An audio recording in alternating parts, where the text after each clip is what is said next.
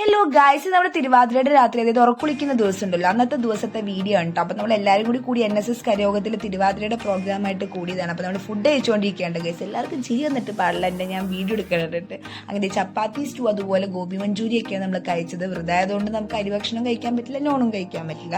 അങ്ങനെ ഞാൻ കട്ടൻ ചായയൊക്കെ കുടിച്ച് ഇങ്ങനെ ഇരിക്കുകയാണ്. അപ്പൊ അതിന്റെ ഇടയിൽ തിരുവാതിരയുടെ ഐതിഹ്യമൊക്കെ ഓരോരുത്തരും ഇങ്ങനെ പറയുന്നുണ്ട്. 3 നേരം കൂടി ഒരു ക്വസ്റ്റ്യൻ ഉത്തരം കണ്ടുപിടിക്കുകയായിരുന്നു ഗൈസ്, ഐതിഹ്യപരമായിട്ടുള്ള ഒരു ചോദ്യം. അങ്ങനെ നമ്മൾ ചടങ്ങുകളൊക്കെ തുടങ്ങിയിട്ടോ. അതിന്റെ ഇടയിൽ രാകേഷ് ഏട്ടനും വിനോദേട്ടനൊക്കെ പാട്ട് പാടുന്നുണ്ട്. പിന്നെ നമ്മൾ തിരുവാതിരക്കളി കളിക്കുന്നതുകൊണ്ട് നമ്മൾ ഓൺ ദി സ്പോട്ട് കൊറിയോഗ്രാഫിയിൽ എന്തൊക്കെയോ തട്ടിക്കൂട്ട് തിരുവാതിരക്കളി നമ്മൾ കളിച്ചു. പിന്നെ എന്റെ അമ്മയുടെ ഭക്തിഗാനമാണ് കേട്ടോ ഗൈസ് അമ്മ അവിടെ പാടിക്കൊണ്ടിരിക്കുന്നത്. പിന്നെ ഞാനും ചെറിയ പാട്ടൊക്കെ പാടി.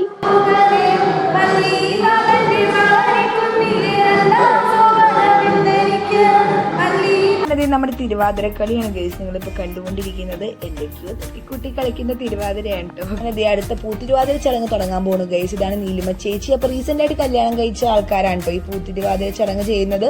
അപ്പൊ അങ്ങനെ ചേച്ചിയുടെ പൂത്തിരുവാതിര ചടങ്ങ് അതിന്റെ രംഗങ്ങളാണ് ഗൈസ് നിങ്ങളിപ്പോ കണ്ടുകൊണ്ടിരിക്കുന്നത്. അങ്ങനെ നമ്മൾ ഈ ചേച്ചിനെ കൊണ്ടുവന്ന സമയത്തായിട്ട് നമ്മളൊരു പാട്ട് പാടുന്നുണ്ട്. അതിന്റെ വരികളാണ് കേട്ടോ ആ ഒരു പേപ്പറിൽ എഴുതിയിരിക്കുന്നത്. അങ്ങനെ ആ പാട്ട് പാടുന്നതെന്ന് പറയുന്നത് നമ്മൾ ഈ ചടങ്ങിനെയും അതുപോലെ തന്നെ ഈ ഐതിഹ്യത്തിനെയൊക്കെ ബേസ് ചെയ്തിട്ടുള്ള ഒരു പാട്ടാണ്.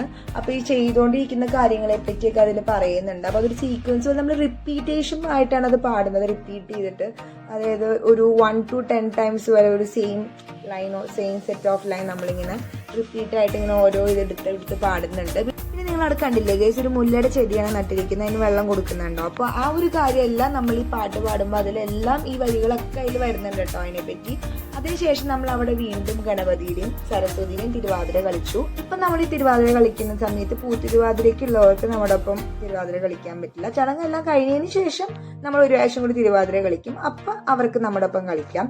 അപ്പൊ ഈ തിരുവാതിര എന്ന് പറഞ്ഞാൽ നമ്മൾ തട്ടിക്കൂട്ടി കളിച്ച തിരുവാതിര ഉണ്ടോ ഗൈസ്. ഓൺ ദി സ്പോട്ടിൽ ആരൊക്കെ വരുന്നു പോലും അറിയാട്ട് നമ്മൾ അവിടെ ഓൺ ദി സ്പോട്ടിൽ ഉള്ളവർ വെച്ചിട്ട് നമ്മൾ കളിച്ചതാണ്.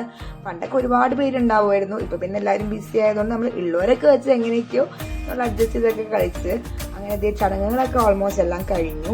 ഇനിയിപ്പോ നമ്മൾ ഒരു പ്രാവശ്യം കൂടി തിരുവാതിര മംഗളം എല്ലാം കൂടി കളിക്കുന്നുണ്ട്. അപ്പൊ അതും കഴിഞ്ഞത് നമ്മുടെ പാതിര പൂച്ചൂടം ചടങ്ങാണ് ഗൈസ് നിങ്ങളിപ്പോ കണ്ടുകൊണ്ടിരിക്കുന്നത്. ഇത്ര സെറ്റ് ഓഫ് പൂക്കളുണ്ട്. അതെല്ലാം നമ്മൾ ചടങ്ങ് കഴിഞ്ഞതിന് ശേഷം നമ്മൾ എല്ലാവരും ഇങ്ങനെ തലയിൽ വെക്കും.